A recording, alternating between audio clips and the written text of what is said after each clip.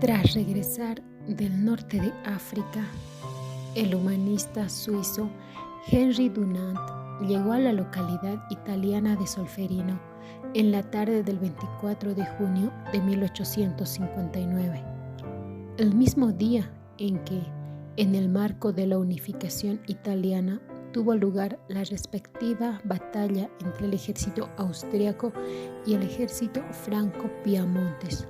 Unos 38.000 heridos, agonizantes o ya muertos permanecían en el campo de batalla y habían pocos intentos para ayudarlos. Impresionado, el propio Dunant tomó la iniciativa de organizar a la población civil para proporcionar asistencia a los soldados heridos, mutilados y enfermos, sin importar el bando al que pertenecían.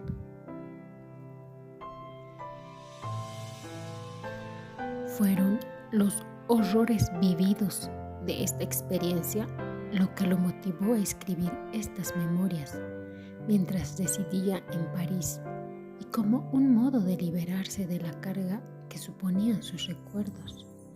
Dunant, quien no tenía habilidades específicas de redacción, destinó el libro más bien a su círculo de amigos y no tanto a una audiencia en general. Un libro, en definitiva, sin grandes exigencias.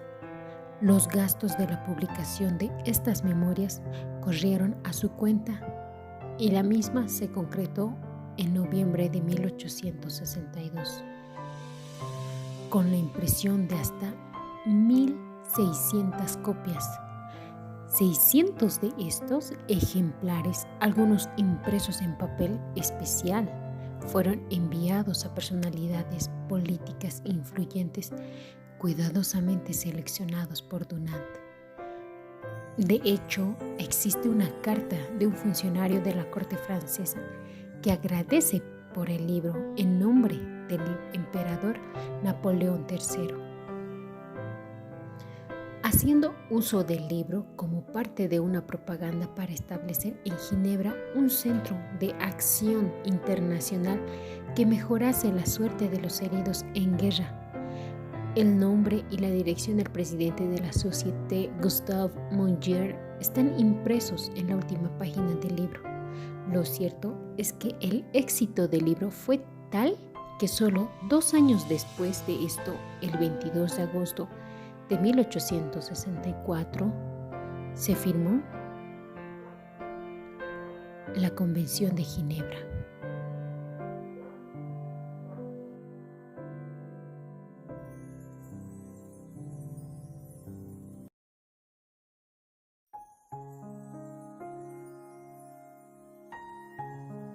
Las oficinas de las Naciones Unidas en Ginebra es la segunda sede de la ONU después de Nueva York, en el complejo de edificios denominados como el Palacio de las Naciones Unidas. Se albergan, entre otros, el Consejo de Derechos Humanos de las Naciones Unidas y la Oficina del Alto Comisionado de las Naciones Unidas para los Derechos Humanos. En él se realizan anualmente más de 8.000 reuniones de países, entre las que incluyen alrededor de 600 asambleas. Algunas áreas del edificio están abiertas al público. Entre estas se encuentra la sala del Consejo, decorada magníficamente, y la enorme sala de la Asamblea, que es incluso más grande que la Ópera de París. Convenios de Ginebra. Derechos universales en tiempos de guerra.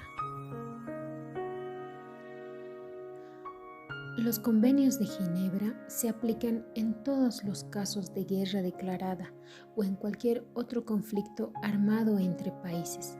Además, se aplican en aquellos casos de ocupación parcial o total de un país por soldados de otro país, aun cuando no haya resistencia armada de esa ocupación. Los países que ratifican los convenios de Ginebra deben respetar ciertos principios humanitarios e imponer sanciones legales contra quienes lo violen. Se deberá brindarse protección a civiles que asistan a heridos, Cualquiera de las partes en el conflicto recogerá y atenderá a los combatientes heridos o enfermos. No se podrá obligar a los civiles a realizar trabajos relacionados con operaciones militares para una fuerza de ocupación. Se prohíbe las medidas de represalias, la destrucción indiscriminada de bienes y la toma de rehenes. Se deben respetar la seguridad, el honor, los derechos familiares, prácticas religiosas y los hábitos y las costumbres de los civiles. Deberán recibir una remuneración justa por el trabajo asignado. Los prisioneros de guerra deberán ser alojados en refugios limpios y adecuados y recibir alimentos, ropa y asistencia médica necesaria para mantener buenas condiciones de salud. En ningún caso deberán retenerse en regiones donde puedan ser expuestos al fuego, ni podrán utilizarse su presencia para proteger ciertos puntos o lugares contra los efectos de operaciones militares. Los prisioneros de guerra están autorizados a intercambiar correspondencia con sus familiares y a recibir paquetes de suministros de socorro. Las ambulancias, los hospitales militares y el personal que trabaja con ellos se consideran neutrales y deberán protegerse durante las hostilidades. Deberán brindarse protección a los civiles que asistan a los heridos. Cualquiera de las partes en el conflicto recogerá y atenderá a los combatientes heridos o enfermos. El símbolo de la Cruz Roja sobre fondo blanco que invierte los colores de la bandera suiza se empleará como emblema de protección para identificar al personal, los equipos y los centros médicos. La justicia se defiende con la razón y no con armas. No se pierde nada con la paz y puede perderse todo con la guerra.